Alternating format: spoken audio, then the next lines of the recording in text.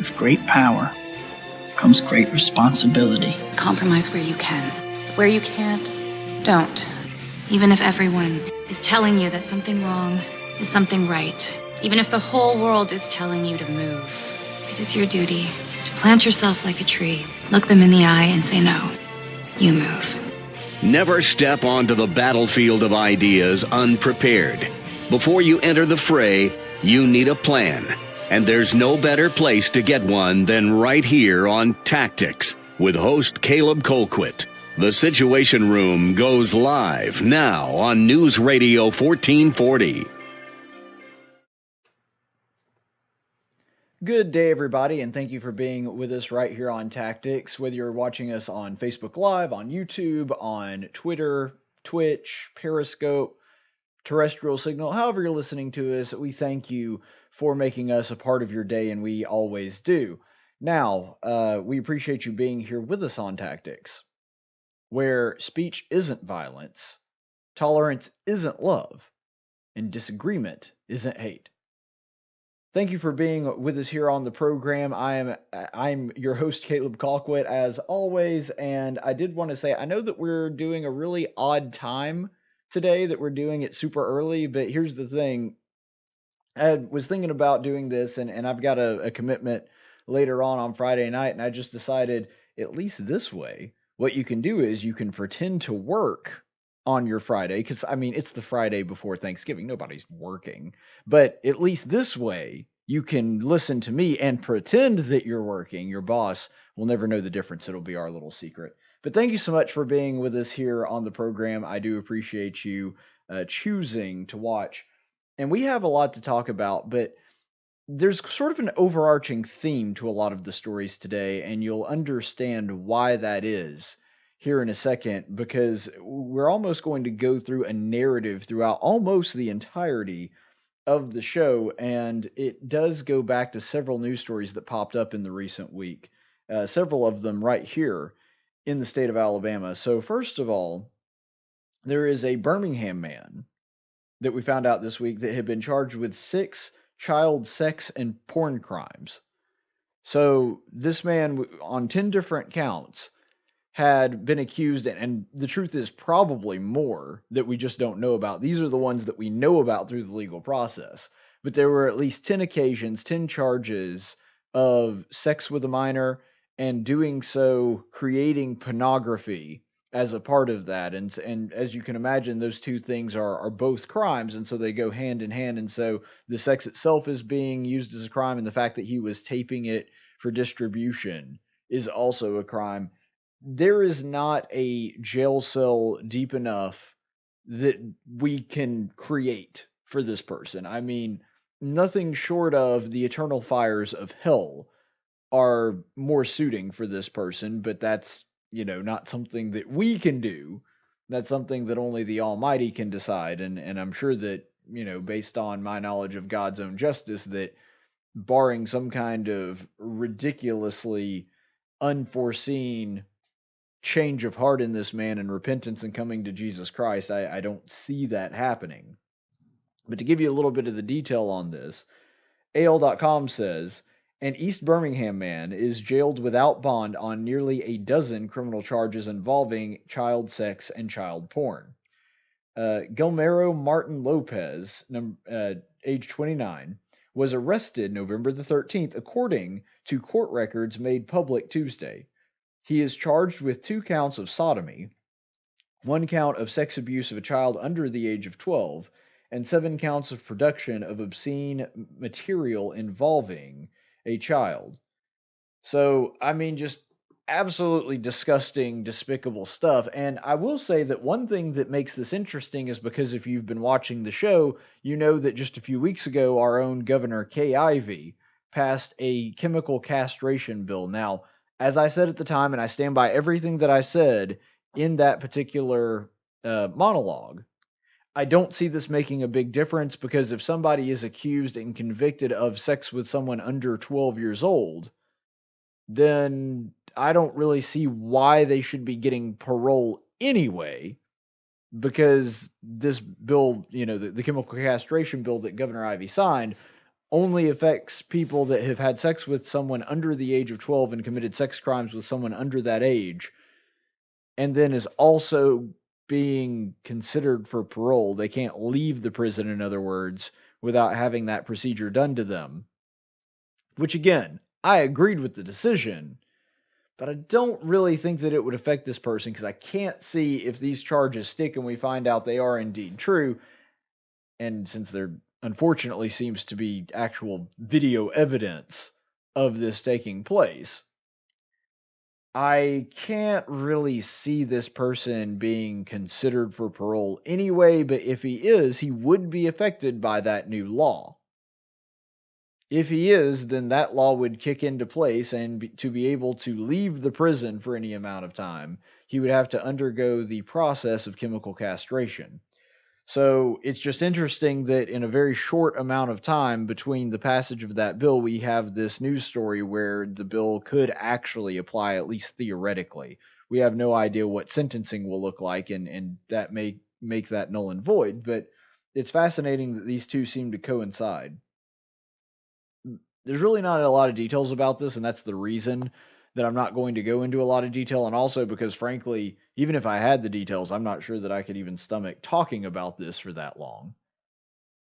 But the point is, we know for a fact, based on the evidence that we have, that there is actual video footage of these sex acts taking place, and since he's being charged with sex with a minor and pornographic content, that's a pretty good indication that we have actual video footage of him doing stuff with minors. Which, here's the thing. All criminals, I don't care if it's something as horrendous and morally depraved as this psychopath, or it's something as simple as somebody that just speeds.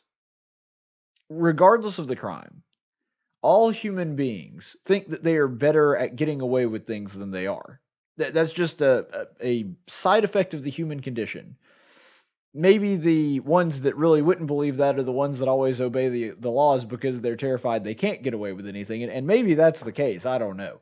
But we all think that we're going to get away with things. This guy would not have done this, presumably, if he knew that the fate that is now awaiting him was awaiting him. He thought he was going to get away with this. So I understand that principle. But just as a general observation, it amazes me that there are people that are literally stupid enough, like this guy, to not only commit a crime, but film himself committing a crime. Now, obviously, with the details of this case, you are an absolute moral pariah on every conceivable level to rape a child and then create footage of said rape so that other people can sexually pleasure themselves to it. I mean, it's just disgusting on a number of depraved levels.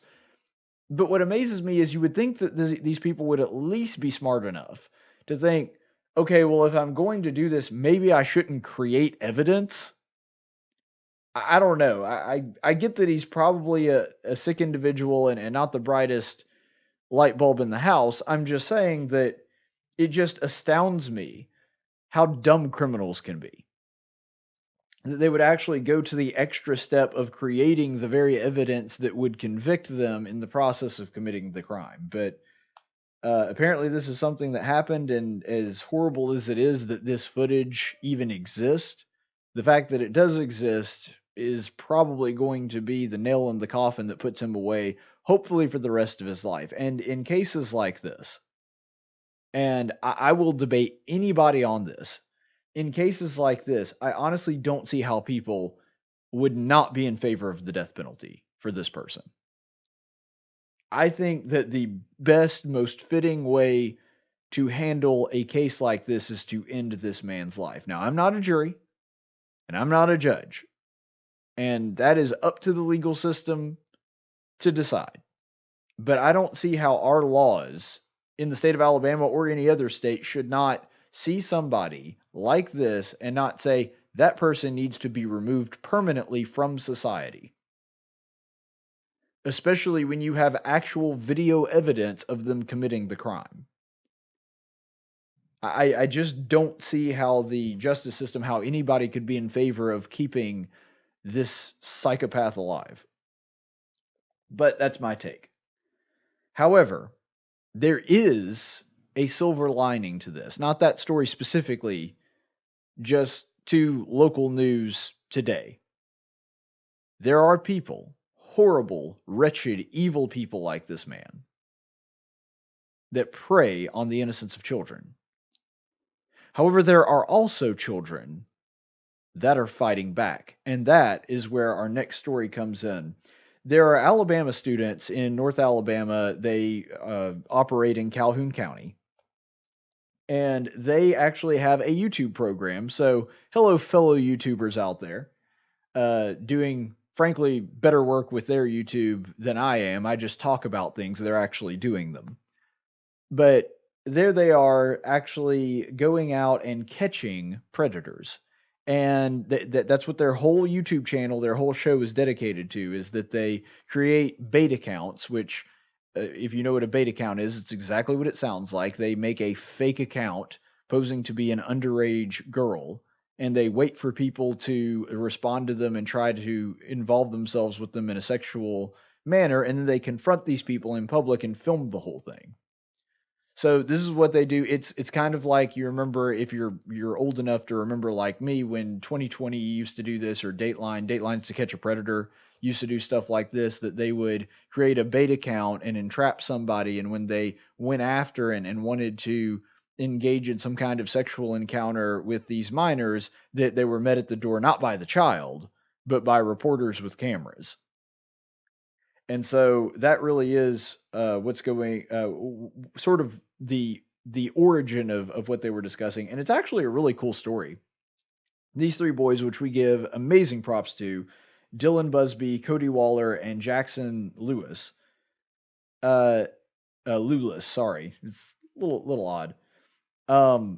They were just hanging around, playing Xbox one night, and we're talking to one another and thought, what would be a really good idea? They just wanted to be YouTube celebrities. I mean, that's really all it was. And so it wasn't anything noble to start out with, but they started talking, what would make a really good YouTube channel? Like, where could we make content and people would watch it and it would be really good? And the longer they talked about it, the more they were thinking, what could also be entertaining, but also really make a difference for people, which was a great way to take this little brainchild of theirs, their project. And what they did eventually come up with was, we'll use it to catch child predators. And this latest story, the reason they're in the news right now, they caught a Calhoun County music teacher named Bradley White and had him meet them. He thought he was going to meet the child that he had been trying to, have sex with, in a Walmart, and they have a video of it that they just put up. Their show is called Predator versus the Hive. They refer to themselves as the Hive. Anyway, so I did want to go ahead and show that clip. This is them. They put it up on YouTube. You can watch the full thing on their YouTube channel. This is just a snippet to give you an idea. But doing really amazing work, and I did want to share this with my audience just to commend them. Here we go. And today we're going to be taking a look at a man named Bradley. This is a more serious case because he works for a school board and is a music teacher for kids grades 7th through 12th. What makes this even worse is that he also works with the choir at his church. In the beginning, he texted two of our bait accounts on Grindr. One was 14 and one was 17. We couldn't get the text messages back from the 14-year-old account because it got banned before we could screenshot the text. As he texted our 17-year-old account, he did initiate in sexual conversations as well as explicit images and wanted to meet up. Since we thought this was a serious case due to him working with children, we held off of meeting him for a while and accessed records that are open to the public to get more information on him to make sure we were right in all of our assumptions. A little bit in getting to know him, we found out that he had not come out yet, and he is also very discreet with everything he does. I guess he's in for double trouble.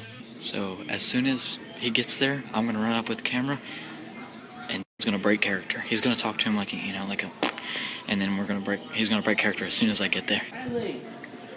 What's up, man? Oh. How are you? What's up? How are you? Good, how are you? What have you been up to? You just Where you going? Where you going? What happened? Was that the underage kid you were supposed to meet? No. It's not. Wasn't it? No. We got everything on you, bro.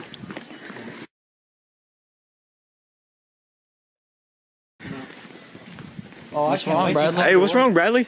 Bradley. I heard you're here to kid. An underage child. Wow. He came here to meet an underage kid. He works for Calhoun County Board of Education. Oh, very true. I thought you taught at like, Oh man, we found your Facebook too. We found your How Instagram. would feel about this? Oh yeah. What about? How does she feel about you meeting an underage kid? All right, so that's just sampling what was going on, and props to you boys. Well done, gentlemen.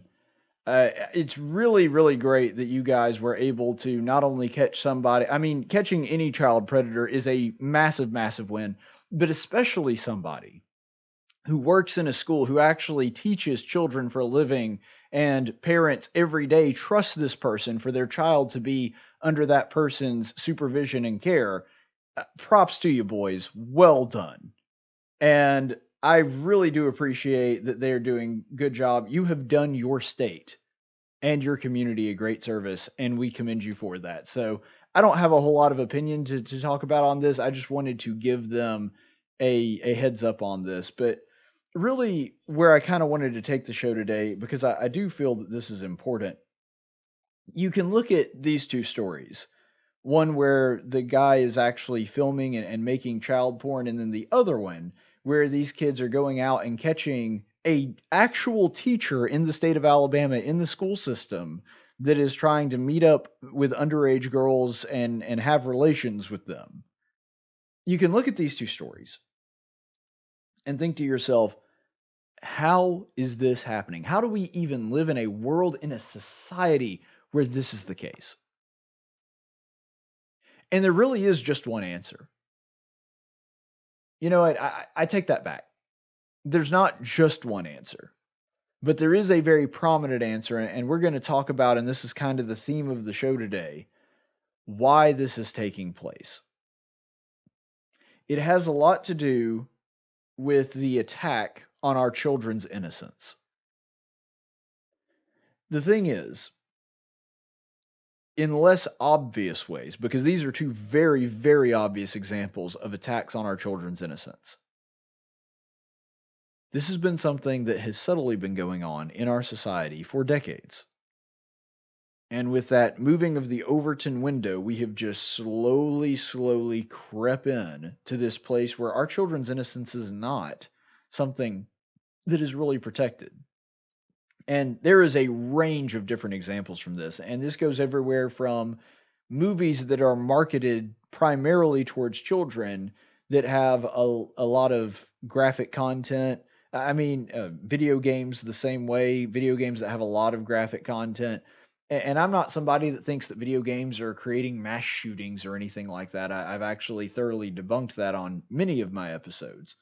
But what I am saying is, we thought of a child's innocence as something to be protected and preserved and held on to for as long as is appropriate. I agree that there is a point where you kind of have to break a child's innocence because they have to mature past a certain point. I mean, if you're 17, 18, 19, 20 years old and you've never had the birds and the bees talks from your parents and you don't really know anything about it, okay, well, at that point, that becomes a problem because your body is going to be telling you one thing and your mind isn't going to be mature enough to handle that. And so you need to be armed with information really to keep your own abstinence, and so that you know that you're not, to know what not to do if you're looking at it from the moral and Christian worldview perspective. So yes, I understand that innocence is not a virtue in and of itself. It's not the end all be all. I get that. But we are destroying our children's innocence at ages far, far earlier than has ever been done in American society. It's been done in other societies before, and those societies typically did not end very well. Those societies typically did not have a good moral foundation, and because of that, their society as a whole crumbled or greatly suffered as a result. But I'm saying in American society, in American culture, from the time of our founding in the 1700s, really up until now, in a lot of ways, maybe not every way, but in a lot of ways, our children's innocence has been completely ignored as something that is sacred and worth protecting. And there's several examples of that. The first story came out of California earlier this week. There were 700 kids in California that were pulled from the classroom in protest of a curriculum. So remember, this is California, which means that the school systems are going to be uber liberal, but it also means that the parents in California, by and large, probably not all of them, but by and large are going to be further to the left than a group of parents in, say, the state of Alabama. It's just the way that things are. And so we all know and understand this. The fact that there were parents of 700 children that pulled out of this school district, which, by the way, was a significant chunk of the overall student population, should be a pretty strong indication that even in uber left, deep blue California, there's an awful lot of parents that are not on board with this kind of curriculum being taught. So what was the curriculum that was so controversial? They were upset about them teaching about prominent gay historic figures to second graders. Now, here's the thing. I have no problem with a child, even as young as second grade, learning about prominent historic figures that also happen to be gay. Great example. There is a fair amount of speculation that Alexander the Great was a gay person. It made sense in his time and his culture. That was not something that was unheard of. Maybe he was gay, maybe he was bi, we're really not sure. But there's at least some historic evidence that lends us to believe that he may have been gay. I don't think that because he's gay, automatically his name should be stricken from all of the history books, and children should not learn about Alexander the Great because he's an important historic figure. There are notable other historic figures that are either suspected of being gay or we know for a fact were gay. One of the big prominent ones that comes to mind is, I believe his name's Alan Turing, and he is the man that basically invented what we know as the modern computer. He was a code hacker in World War II, did a lot of really great things, helped defeat the Nazis. He was also gay. That doesn't mean that his contributions to history are all of a sudden null and void, and he should not be studied merely because he was homosexual. But here's the thing that they are ignoring. Why is a second grader learning about any historic figure's sexuality? Gay, straight, whatever. I don't understand why that should be included in the curriculum. Because, to be honest, and this is one thing that I'm grateful for growing up in a Christian household, I didn't know what gay was when I was in second grade and didn't care and didn't want to know. Because to me, it was the concept of men, well, frankly, the concept of sex was pretty foreign to me when I was 8 years old. But even if I had understood, the inner workings of sexual intercourse, it still would have been a foreign concept to me that a man would want to do that with another man or a woman with another woman. That just would have been something that wouldn't even cross my mind. And that's because sex itself was not something that really crossed my mind. But what they've done is they're trying to force this into kids before they're old enough or mature enough to really understand what that means. And when it comes to historic figures, they shouldn't be learning about any historic figure sexuality, no matter who it is. Let's take somebody that I really like as an example. If you've watched this show for any amount of time, you know how much I revere the Founding Fathers. Let's take Benjamin Franklin, one of my favorite. Benjamin Franklin, in his younger days, now he didn't really do this nearly as much. He became more spiritual and became a much moral person as he matured. But in his younger days, he was well known to frequent French brothels. It was just something that is historically true. There's no disputing it. And so I don't want a second grader to learn about that aspect of Benjamin Franklin's character. When they get older, maybe, that might be something to include. It is actual historic, it's actual historic information. It is a truism. But the thing is, they shouldn't be learning about that when they're 8 years old. Now, you want to talk about Benjamin Franklin's contributions to the Constitution in second grade? Yeah, go for it. I wish that our second graders knew more about that kind of stuff. You want to talk about him flying a kite, talk about his philanthropy. You want to talk about his contribution to the scientific community, any of those things. Yeah, by all means. I mean, for goodness sake, he's one of the men that was on the actual committee with John Adams to draft the original Declaration of Independence that of course, Thomas Jefferson put together. So I've got no problem with you talking about all of those things. I don't think it's appropriate to teach an 8-year-old about him frequenting French brothels when he was a younger man. That's not something that's insignificant or that should be completely ignored. Maybe later on, when they're, high school, college, I don't see it as something that is super significant to understanding his contributions to society. But I don't think that should be hidden either. I'm just saying, if we're going to talk about the sexuality of historic figures, let's put that off until, at least the child has reached sexual maturity themselves. And so this isn't even a gay or straight thing. I don't want them learning about anybody's sexuality, no matter who it's with, until a little bit later in life where they are emotionally and physically more mature and can handle that kind of information. I think that that's wholly appropriate when it comes to that. So their defense of this, and this is coming via Rachel Henry, who is the LGBT Community Center spokesman here in this school district. She said, and I quote, "There are several empirical studies that show textbook curriculum that is explicitly inclusive of LGBTQ+ has dramatically positive effects on school climate for both LGBTQ+ and non-LG. Can't we just say gay and non-gay? Non-LGBTQ+ students. Students of marginalized groups such as LGBTQ+. For goodness sake, woman, say quilt bag or gay or something. Community have a right to see themselves reflected in history that they study." Okay, this is beyond stupid.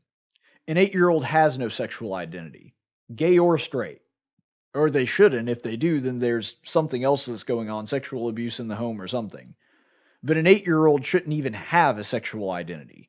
An 8-year-old shouldn't want to do stuff like that with anybody of any sex. So the idea that, well, they have a right to see themselves reflected in history. First of all, no, you don't. Like, we're all members of the human race. This is one of the dumbest things that I've heard. This has been cropping up around different studies. You remember we did a story not too long ago that they were talking about minorities in mathematics, and they're like, well, they should see themselves reflected in mathematicians. Look, it's a mathematician. You can like a mathematician no matter the color of their skin or whether they were gay or straight or anything like that. I just mentioned a mathematician that was gay. And I think the guy's a hero because he helped defeat the Nazis. Disagree with his lifestyle, think that he lived an immoral life. That doesn't mean I don't admire his contributions to society and defeating a great evil. I can understand that. But what's so ridiculous here is they're saying that, well, you should see yourself reflected. I can see myself reflected in historic figures regardless of whether I share all of their beliefs or their skin color or anything like that. They've tried to constantly make history as relatable as possible, which is dumb. Kids will figure that out on their own. And it's perfectly okay to point out, hey, this historical figure was like you in certain ways. That's okay. But the idea that you can't learn from something, that you can't learn from a figure that, has some similarities to you because of the color of their skin or their sexual orientation is stupid. I mean, when it comes to that, let's say that I was looking through, I tell you what, I'll use this example. One of my biggest figures in history that I admire is George Washington Carver. I have an amazing amount of respect for him. Why? Because I care about agriculture.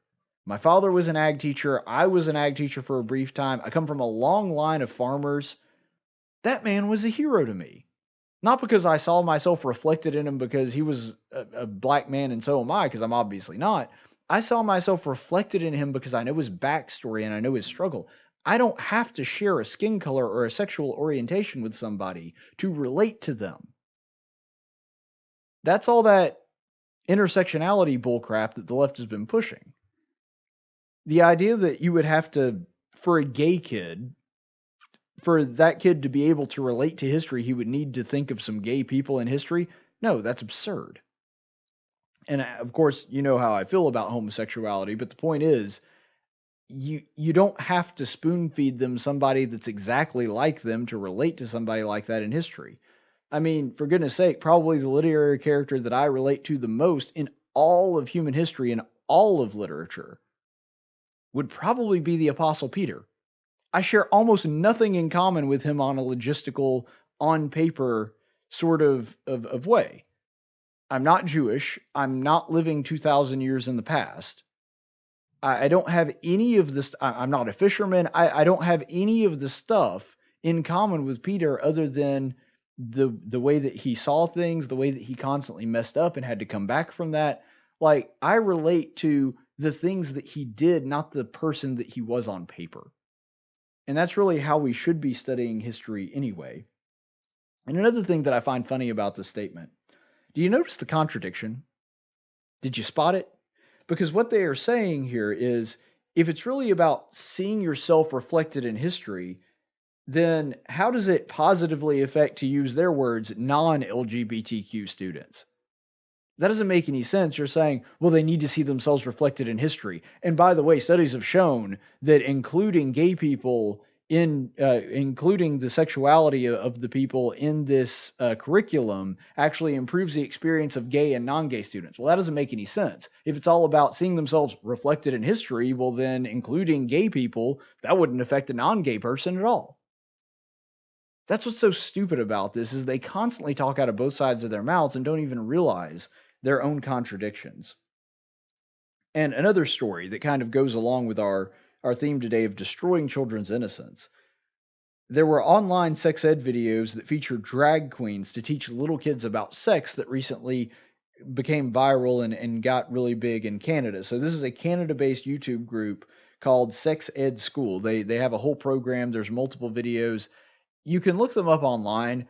I've opted not to show any today just because looking at it's really hard to stomach. I mean, it is disgusting stuff that they're teaching really young kids. I don't think that they're quite second grade. They seem a little older than that. I would probably put them in like the fourth grade age group, but they're teaching it to really young kids, kids that haven't even reached sexual maturity yet.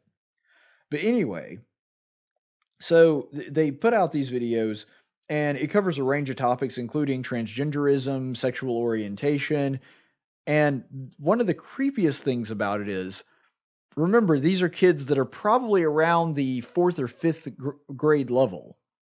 They specifically encourage them to, and, you know, I know that it's a family show, but as I made clear earlier in the program, this one you may not want to watch with your kids because it's got a little more adult content. Unfortunately, we have to cover that because of the content of the news. These videos are encouraging kids to pleasure themselves and to experiment sexually with other people. So here's the thing. If you are a child of about fourth or fifth grade age, so let's say you're 10, 11, 12, something like that, you're sitting in a class where even though you don't really know anything about that yet, they're encouraging you to do stuff to yourself. And they're also encouraging you to experiment with other people, and they're telling you that that's a good thing. Well, the vast majority of your peers, people in your age group, are not going to be ready for something like that and wouldn't want to do that. So let me ask you this. What's most likely to happen when that takes place? Well, if there is a kid that really does have a drive like that and really does want to experiment and try out this thing that teachers in a classroom or on YouTube have told him is appropriate for him to do, where's he going to go? Or she, could be either one. Probably an adult. And if that takes place, what if said adult just happens to be someone who is a predator? You see how we can tie all this together? You've got psychopaths like the guy in Birmingham that was creating child porn. part of the reason that his job is made easier is because of programs like this that sexualize children at a very young age. Because anybody that has studied this stuff, and I am by no means an expert, I've just talked to people that actually are experts and actually have dealt with this stuff. They'll tell you there is a grooming process where they slowly get the child a little bit more sexual. And they do it in bite-sized increments, and they do it over a long period of time. The truth is, a lot of these school boards are doing a lot of that groundwork for pedophiles. They are grooming children to think sexually, to understand things in a sexual context, to look at life through that lens. Well, then there's a lot further to go for a predator when he wants to abuse and take advantage of a child like this. I mean, for all we know, the child, because they're told that, it feels great, it's something that you should want to do. Well, they're going to go out looking for that, and who do you think is going to be more than willing to welcome them with open arms? The schools and programs like this are empowering sexual predators. It's making their job easier, and they should be ashamed of themselves for that. These kids are way too young to get any kind of instruction in that stuff. And all this is doing is sort of opening the way for sexual predators, especially for ones that are targeting real small kids, because by the time you're about 16 or 17, kids today already know all of this stuff and would know regardless of what the school told them. I mean, by that time they're a couple years past sexual maturity. I understand that, and it's just as wrong. It's just as wrong to have sex with a 17 or 16-year-old as it would be an 11 or 12-year-old. But the point is, when the school is laying the groundwork at freaking 8 years old, well, think about that. By the time that they're 12 or 13, they've had 4 or 5 years that they've been taught things of a sexual nature. No wonder we're having an epidemic where more kids are having sex at younger ages. We're priming them at 8 and 9 years old. So, of course, when they've been hearing about this for 4 or 5 years, 4 or 5 years is an eternity to a child. It feels like forever. And so in their own mind, oh, we've waited long enough. These people are sick. And if we don't stand against stuff like that, it's only going to get worse. One last story that kind of brings this together, and it's not a story about pedophilia itself, but it's about this idea that we're destroying our children's innocence at a younger and younger age. The reason that this is able to go on is because of people like this guy in our next story.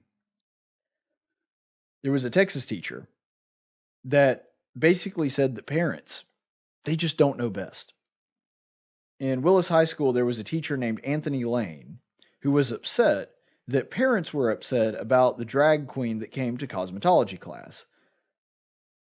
First of all, I think that drag queens would be the absolute last people that we would need to get advice on makeup from. I mean, that just seems to me like a bad idea. Granted, I'm no expert on makeup whatsoever. But I've seen a lot of the drag queens because of having to cover stories like this with Drag Queen Story Hour. Yeah, they don't look like women. They don't even look like men wearing woman-like makeup. They look like, RuPaul or, a circus clown, really. And I'm not trying to make fun. And there are transgenders that do adopt somewhat more normal looking makeup and normal looking attire. There are transgender people that do that, even though I disagree with them. Some of them actually do somewhat resemble the gender that they're trying to identify as. And there are times where it's uncommon, but sometimes it will actually be legitimately difficult to tell. But with drag queens, that's really not the case. I mean, if you've seen any of the Drag Queen Story Hour time, they have like the full-on white face paint. They really do look like a character out of the Macy's Day Thanksgiving Parade or something like that. Like, it's not subtle. And it amazes me that they would even bring in somebody like that. Like, if you were going to bring in even a transgender person, that would make more sense to me than a straight up drag queen that has all the crazy makeup and the weird hats and all that stuff, that's not really a person that you want advice on makeup from in the first place. But again, not really. Cosmetology is not really my thing, and as you can tell, fashion is not exactly. I mean, yes, this shirt is awesome, but fashion is not really at the forefront of my mind most of the time. But after a lot of parents got upset about this teacher posted this on Facebook. Quote, "I believe that raising a child is the responsibility of the community, and that parents should not have final say. Let's be honest, some of you don't know what is best for your kids. Parents believe they should be able to storm the school in the name of political and religious beliefs if something happens in the school that they are morally opposed to." Duh. Anyway, he continues on. "They forget that we make a promise to prepare the children to live in a diverse world. We are not required to protect misguided, bigoted views of their parents. If you want your children educated with your values, find a private school that will do it.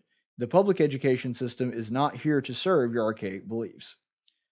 So, a couple of things. First of all, I really do love how people on the left constantly deride any form of morality as archaic beliefs, because there's a lot of beliefs that are archaic that they would agree with.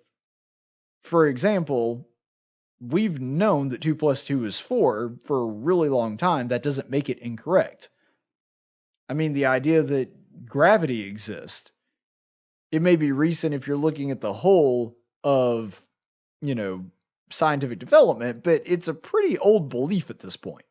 Several, more than 100 years old. And so we're looking at that, and that's a pretty archaic belief, but everyone seems to agree on it. The idea that because an idea is old that it's outdated, or because it's old that it's not correct, that's patently absurd. You're making a fallacious argument there. But nonetheless, even if you move on from that, even if you're disregarding that, the really crux of this is at the center of the leftist mantra, which is your children do not belong to you. They belong to society, because in their mind, everything belongs to society. You belong to society, your property belongs to society, your knowledge and skills, that belongs to society. You don't own anything. It all belongs to the collective. And thus, anything that can be done in the name of the collective, regardless of whether you like it or not, is what needs to be done. Your children are no different. And because we need your children, by the way, a perfect example of this is Bill Nye. Bill Nye straight up said that we're going to need your children, and that a person that does not teach their children about climate change, well, that person, we may have to throw them in the gulag, essentially. That's a paraphrase, but he said that he would be okay with climate deniers being prosecuted. So this, I straight up said that you don't have the right to teach your children that climate change isn't real. But nonetheless, this is really where everything goes back to. Because the left does not believe in the sanctity of anything, they believe that not only should they have the ability to teach your children what they think is right, but the truth is you don't have a right to teach them something other than what they want to teach them. That you don't have the right to educate your own children. That basically, when they turn 5, you should turn your children over to the government, and the government will handle the raising of your children from there. Now, I will give this guy one caveat. He did at least have the integrity to say, if you want to teach your children your values, find a private school to do so. Well, first of all, that premise is wrong, because primarily the parent should be teaching values, whether you're in public school, private school, homeschool, whatever. The parents are the primary arbiters of teaching children morals or anything else. It is not the government's job to do so. The government is an assistant, and that's what you pay taxes for. They are assisting you in educating your child. But ultimately, your education, your child's education, is on your shoulders, even if you have them in public or private school. That ultimately falls to you.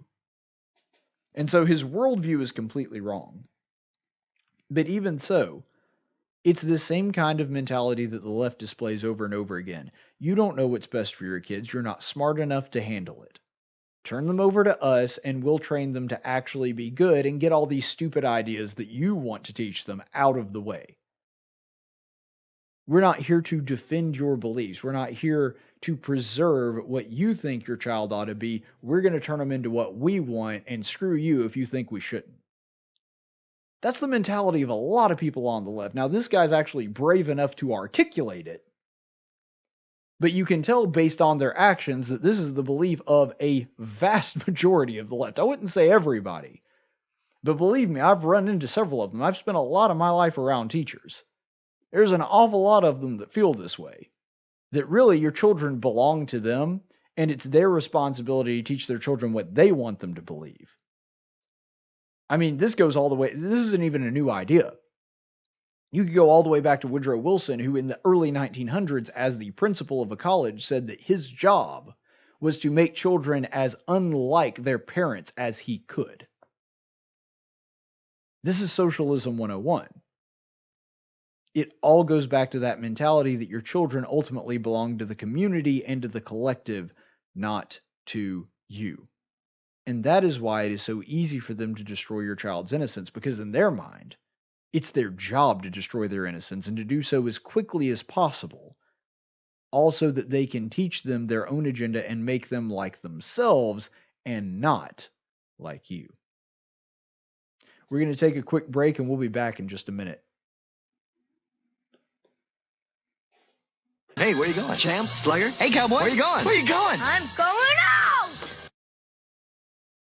Hey everybody, heading south on I-65 between Huntsville and Birmingham, and a thought struck me. I was reading the other night from the Gospel of Matthew, the story where Jesus walks on the water and then Peter requests that Christ let him come out on the water too, and to come towards him. And it's a story that I'm sure most of us are familiar with.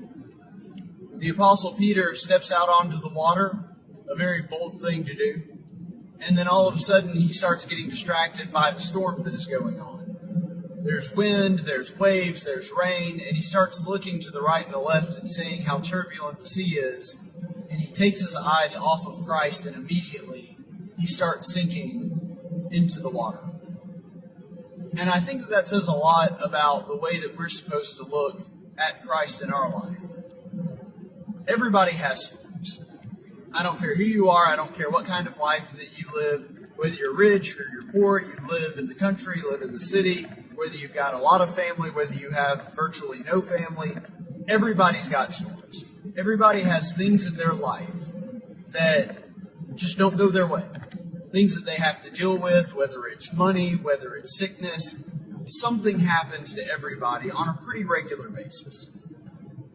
And I think that where we start going wrong, where we start sinking, is when we start focusing on the waves, we start focusing on the rain, we start focusing on the storms in our life, rather than looking forward at Christ. Now, Peter already knew that the sea was stormy. He was in a boat. He was very aware of the fact that the storm was raging pretty heavy at that point. So, what happened?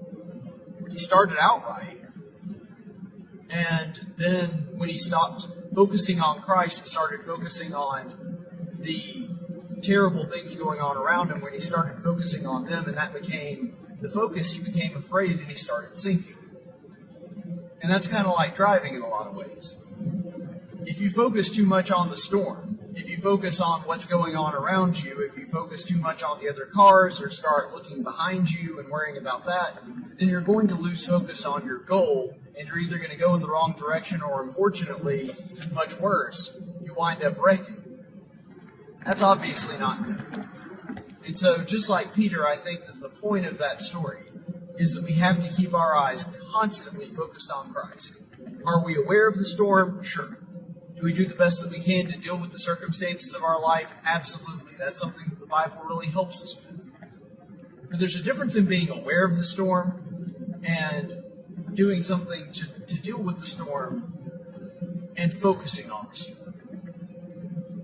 We focus on Christ. And if we focus on Christ, we have faith in Him that, yes, the storm is there. Yes, we know it's there. But that whatever the storm happens to throw at us, it'll be okay because our focus is on Christ.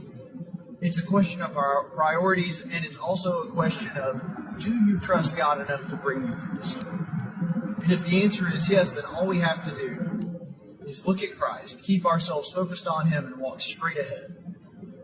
And that is going to be a much better way to live than constantly worrying about whatever new wave or whatever new rain or whatever new wind shows up in our life. Keep our eyes focused on Christ and walking forward so that one day we reach Him.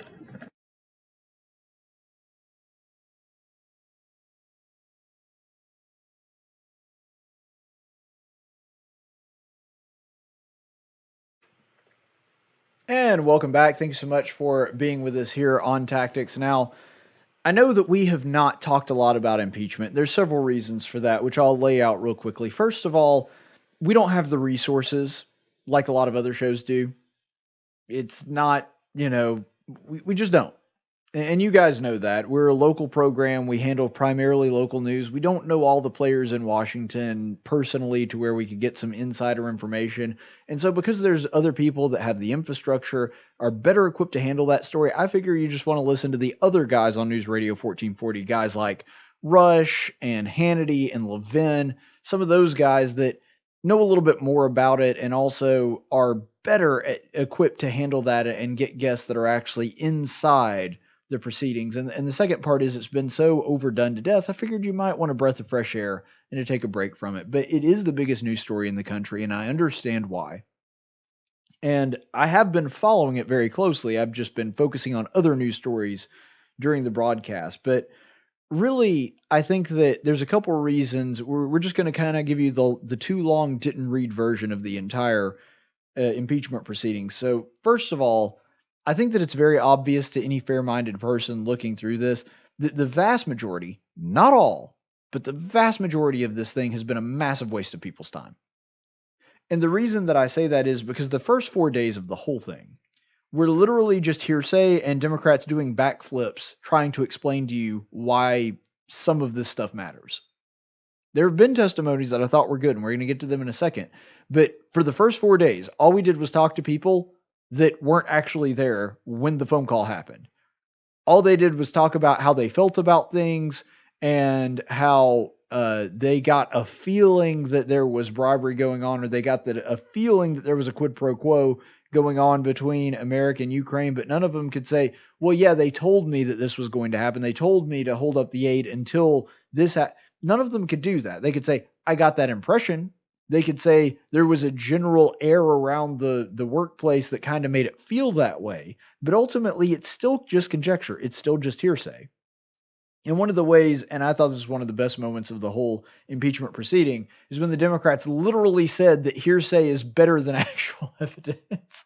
Like, they are just absolutely doing backflips trying to explain how all of this is relevant and how it reaches to the level of being able to impeach a president, when first they can't even do that. But not only can they not explain why this should be used to impeach a president, they also can't even explain that it actually happened. And so it would be like trying to explain to you, like, let's say you get in trouble with your girlfriend and, you're trying to explain why you did what you did. You could not only can't explain your rationale behind why something you're trying to bring up to her attention matters. You also can't explain why, if you did the thing that you did, you can't even explain that you actually did that. It doesn't make any sense. But that is where we are right now, and they are so dead set on getting President Trump out of office that they've kind of ignored most of that. The fact that none of the things they're saying makes any sense. The American Ukraine ambassador also perjured herself.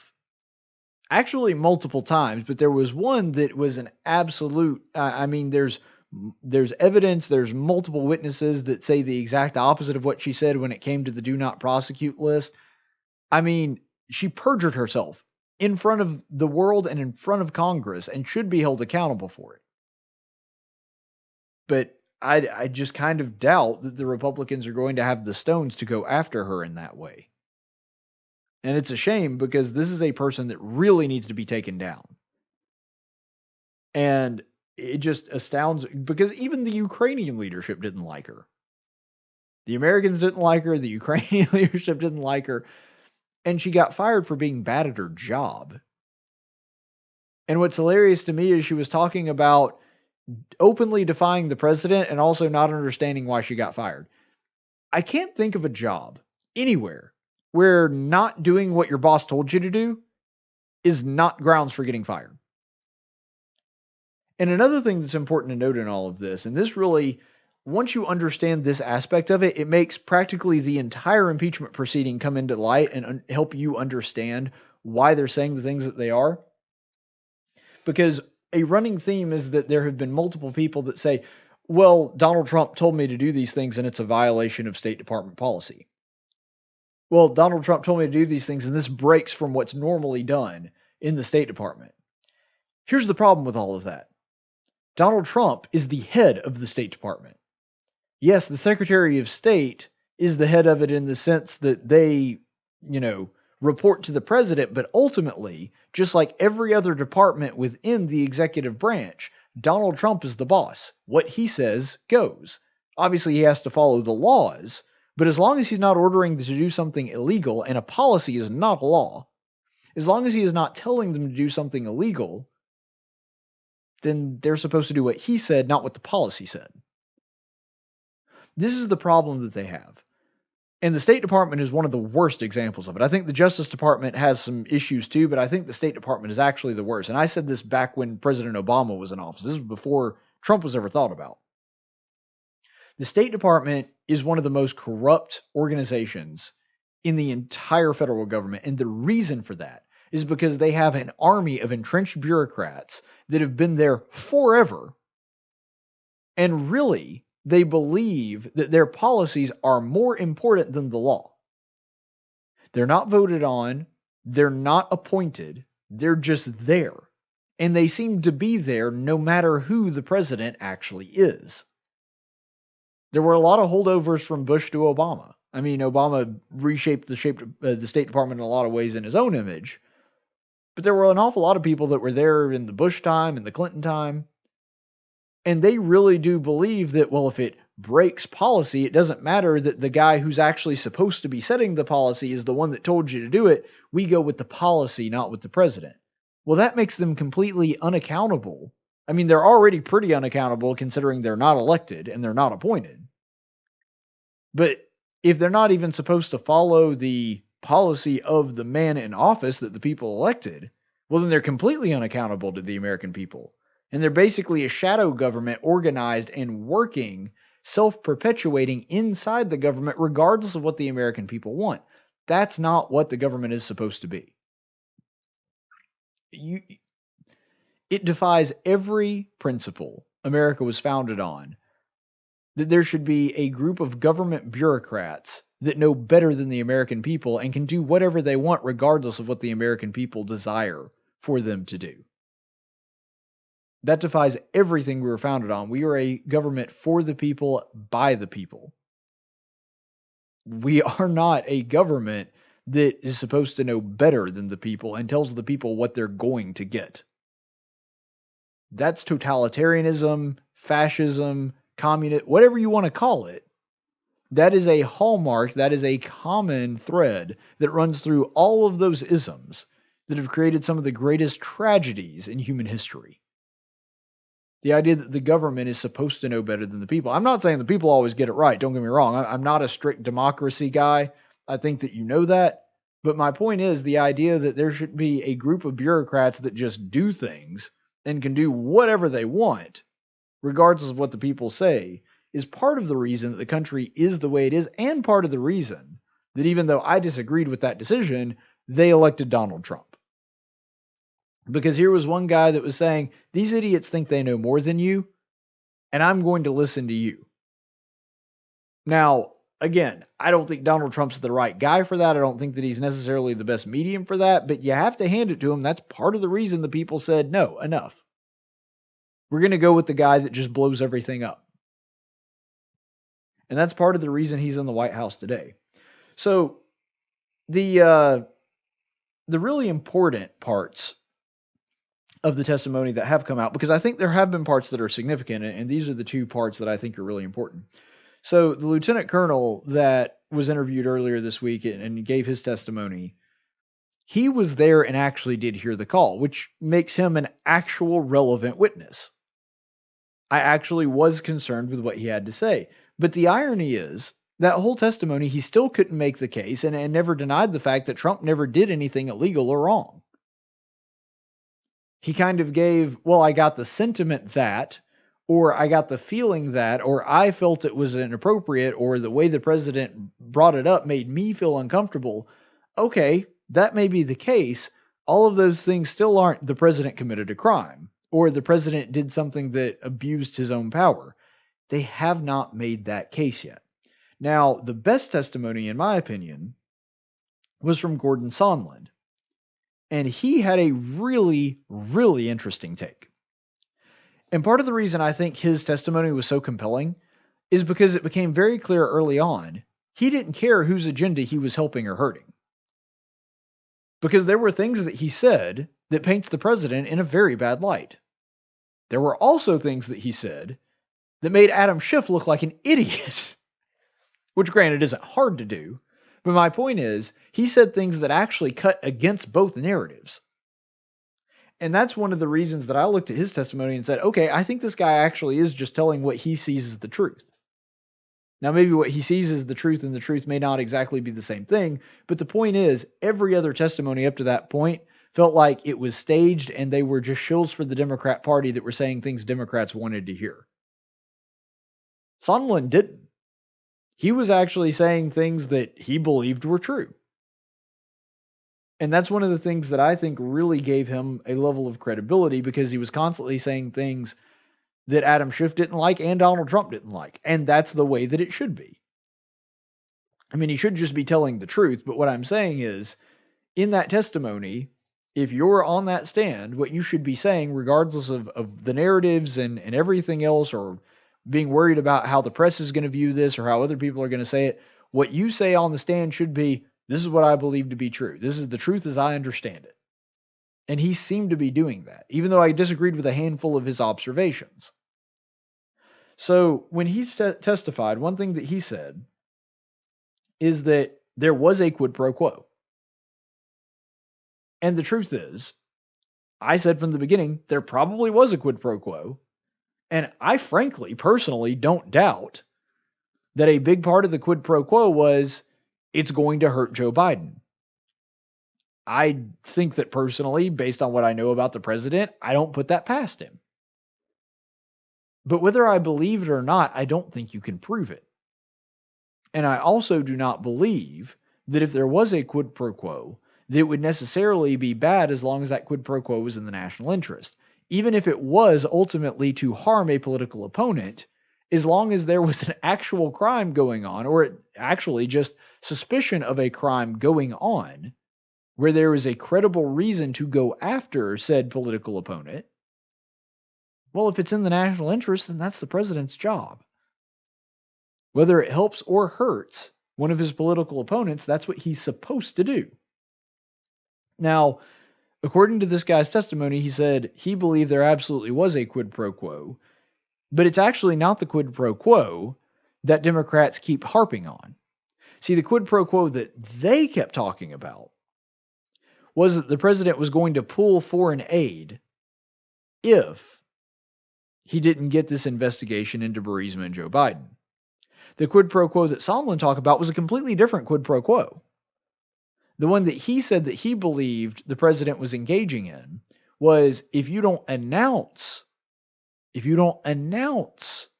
the investigation, then I am not going to meet with you in the White House. I don't know if that was a quid pro quo or not. It does lend itself, and this is the part that I said his testimony hurts Trump, that does lend itself to the idea that Trump was a lot more concerned about hurting Joe Biden and hurting his chances in the election than he was actually getting to the bottom of things. But here's the reason this also cuts against that narrative in that area. Because when it comes to this, if President Trump's end goal is to really hurt Biden, which I believe is at least a part of it, if not the whole thing, But if that really is his goal, why would he not also want the investigation? That doesn't make any sense. I mean, the announcement of the investigation, sure, I understand why he would want that. And I understand why that looks really bad. And I think that, probably a pretty dumb move on President Trump's part.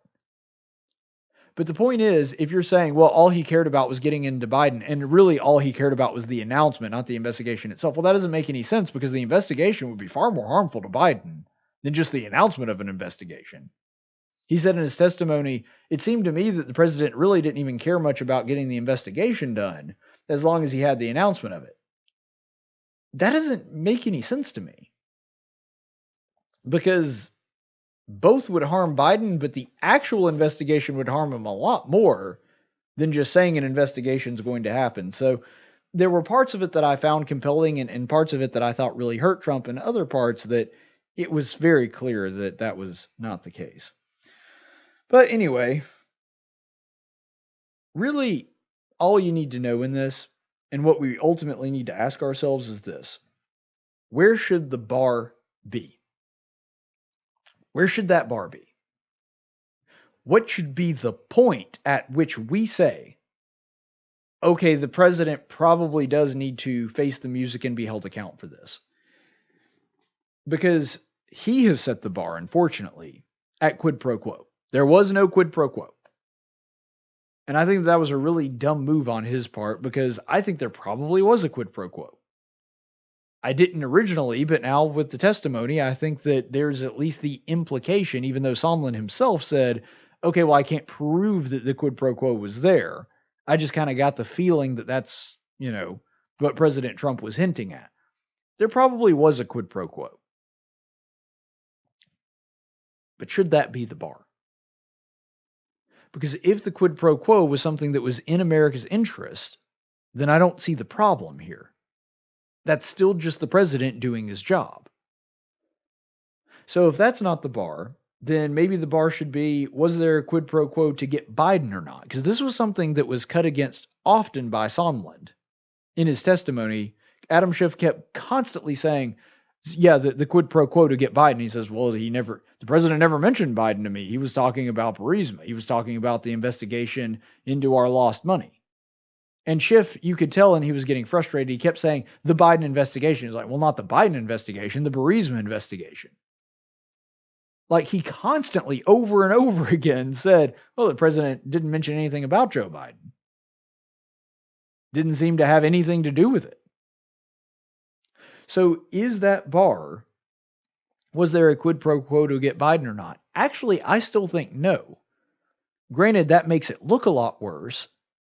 But ultimately, I think what's actually going on here is, even if that quid pro quo was there, and even if it was to get Joe Biden, the real question is getting Joe Biden in America's interest? A vice president that is using his office to enrich his family through his son, getting not only millions of dollars in salary, but also getting millions of dollars in payments that were direct to him, which we just found out a couple weeks ago. Isn't that in the national interest?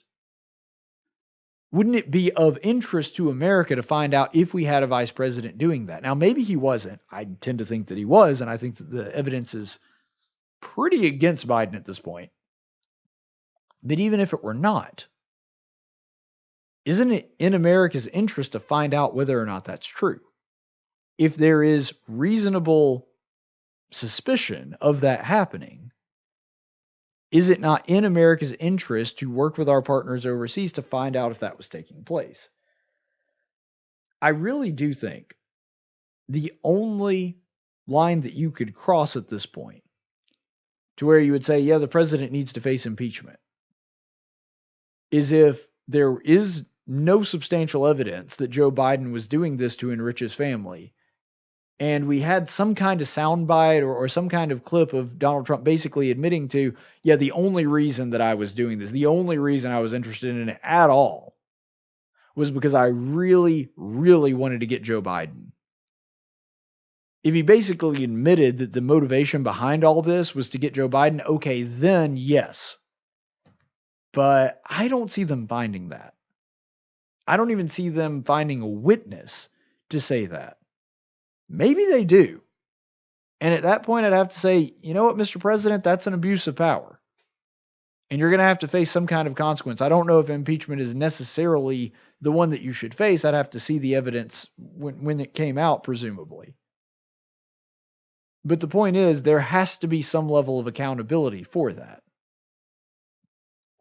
But right now, they don't even come close to that. They don't even really come up to the second bar that we talked about, much less the fourth one of how down the line we are here. So that being said, let's go to the Daily Dose of Stupid. That was stupid. I know it was stupid.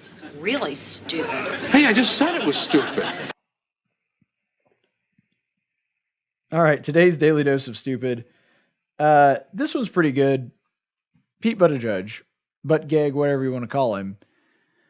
It amazes me that none of them were willing to attack each other on the debate stage on Wednesday, but they seem okay just kind of taking pot shots at one another on Twitter. So Buttigieg released his tax returns, and in a show of support, I don't even think he was trying to get under the skin of other Democrats. I think what he was really trying to do is take a pot shot at Donald Trump. But regardless, Kamala Harris kind of saw this as a pot shot taken at her. So Buttigieg releases his tax returns, lets everybody see them, and basically says all my other Democrat candidates should do the same. And what I think he was trying to do, and granted I can't get inside his mind, but I think what he was trying to do is he was going to say, see, all of the Democrat candidates have put out their tax returns. Donald Trump won't. He must be hiding something. But anyway, I think that was his intent. Not really sure. But Kamala Harris kind of saw this as a challenge and a swing against her, I guess, because she tweeted this out in response to this. Oh, wrong one. Come on, Kamala. So her response to this was easy, $0. For my entire career, I've only had one client, the people. Now, I find this really hilarious because Kamala Harris is basically bragging about never having a private sector job where she actually, produced anything. I find that really odd. But it really kind of makes sense because if you look at the Democrat field right now, how many of them have had a private sector job where they actually had to produce a thing of value? None of them. With the exception of Andrew Yang. Andrew Yang definitely did that. And Tulsi Gabbard does have service in the military. She may have had some other private sector job that I'm unaware of. Granted, I don't know as much about Tulsi Gabbard. But she has her military service, but that's still technically a government job.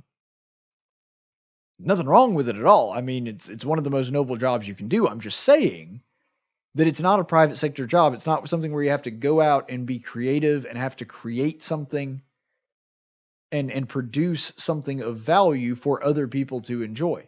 And I look down the list, is like, no, not Elizabeth, not, Uncle Bernie, not Joe Biden. There's really very few of them that have ever actually had a real private sector job. Now, Hunter Biden has had, as we've learned, some private sector jobs in Ukraine.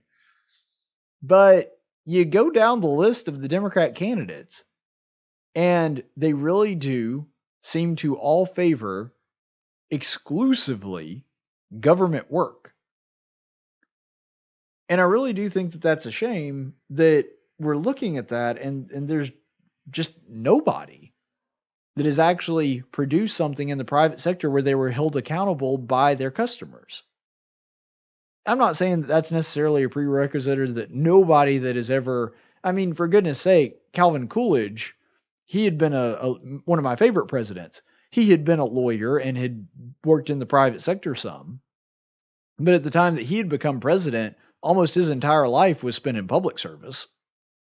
He had done some private law practice on the side, but it was mostly politics. And he was a great president. I'm not saying that should be a prerequisite. But I do find it interesting that in that field of like 300 Democrats, it seems like Andrew Yang's the only one that had a significant career outside the realm of politics. It's because ultimately, and this is part of the reason that it's hard to get real conservatives involved in politics, Democrats worship at the altar of government. They think that government is something that is noble and prestigious. Conservatives look at it as a necessary evil. And sometimes we'll serve our country and we'll do it when we feel like we've got to, but really we'd a lot rather work in the private sector. We'd a lot rather do something that we feel is more productive from a market standpoint than to do something in government. We kind of look at government as something that we kind of have to do, but really would rather not. And that is the big difference in the Democrat field and the Republican field. So let's go ahead and do the chaplain's report.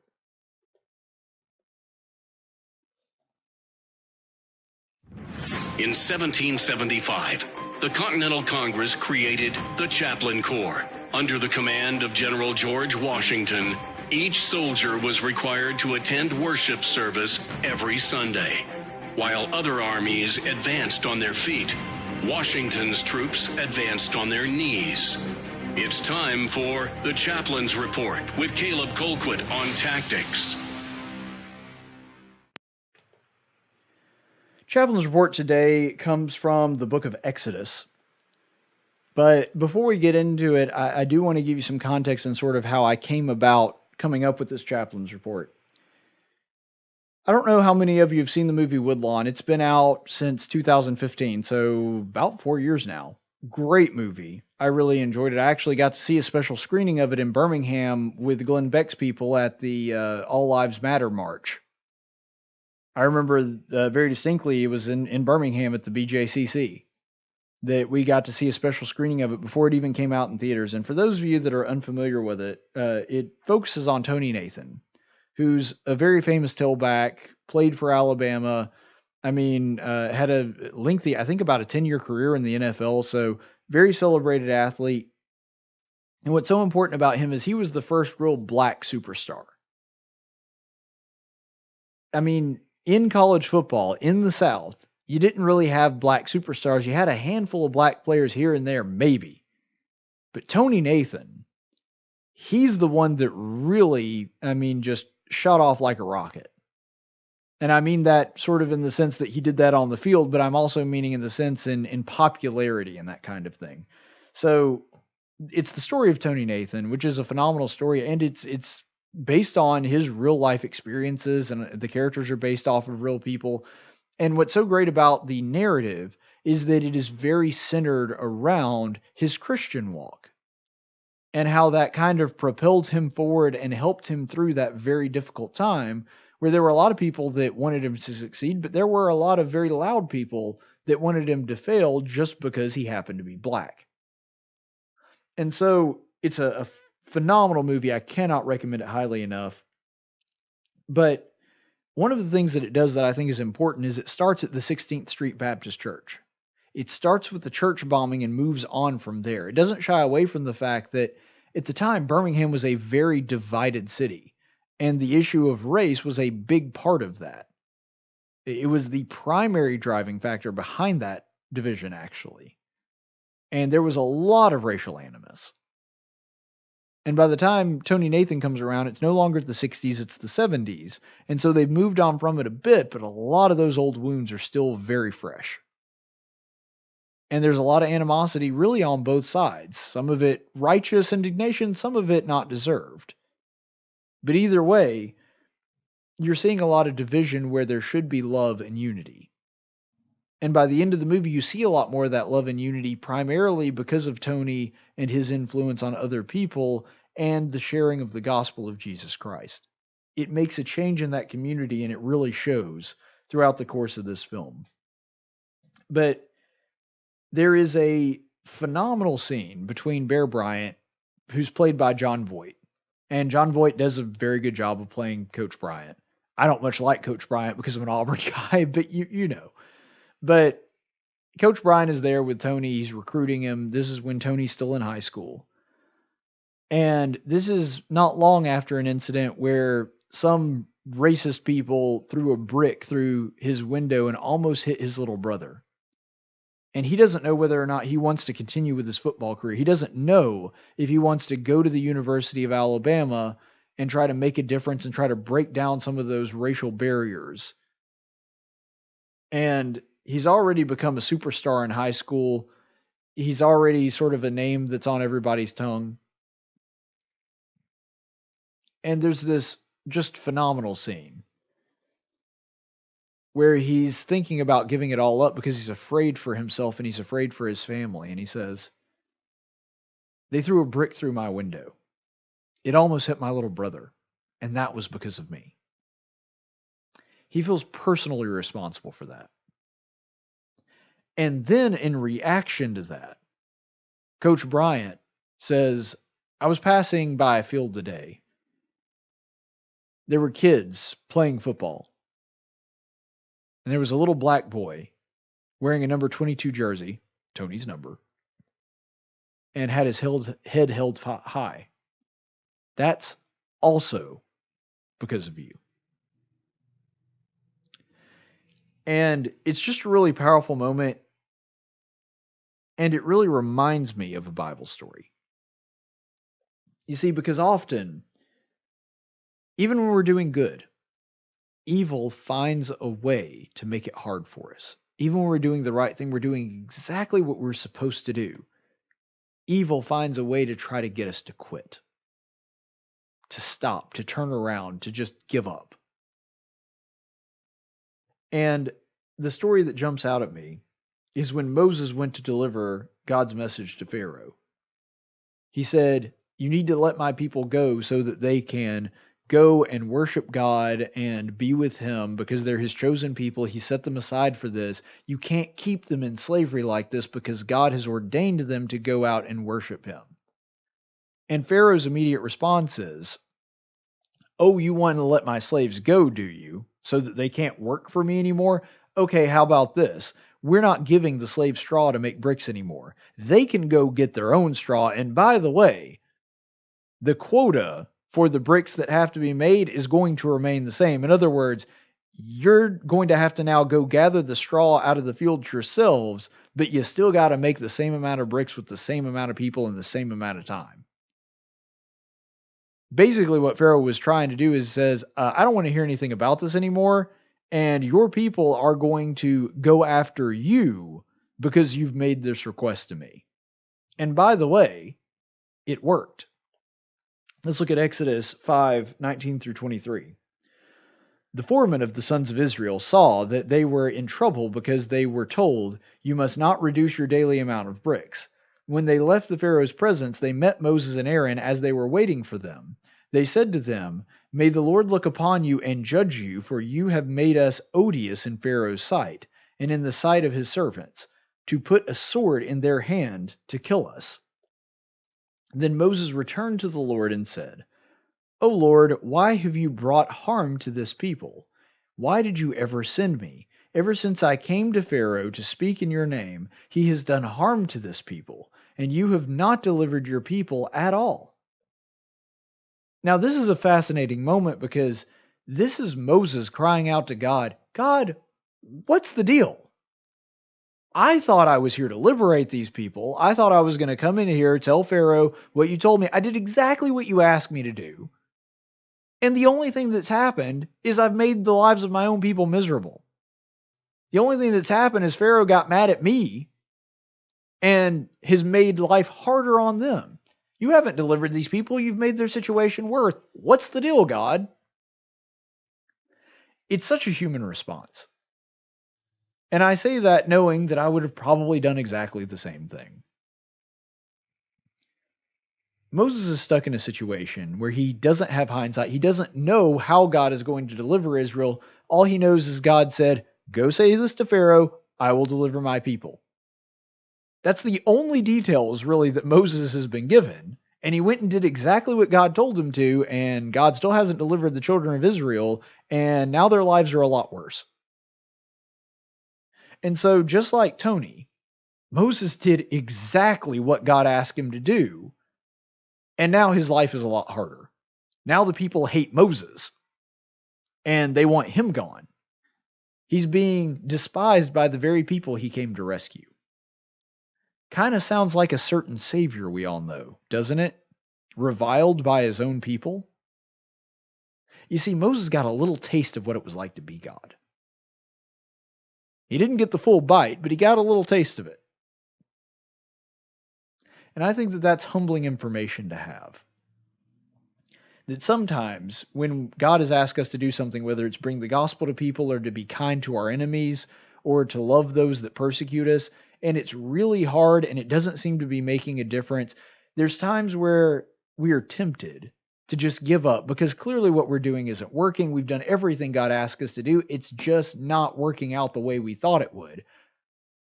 And I just imagine God sitting up there like, welcome to my world. I mean, in Jesus' case, left heaven, the most perfect place that has ever existed, to walk amongst human beings so that he could be murdered and killed by his own people that were supposed to welcome him and love him. And when we put ourselves in that scenario, when we sort of stack ourselves up against that, it's understandable that Moses felt like he was being punished for doing what he was supposed to do. And that's how life is.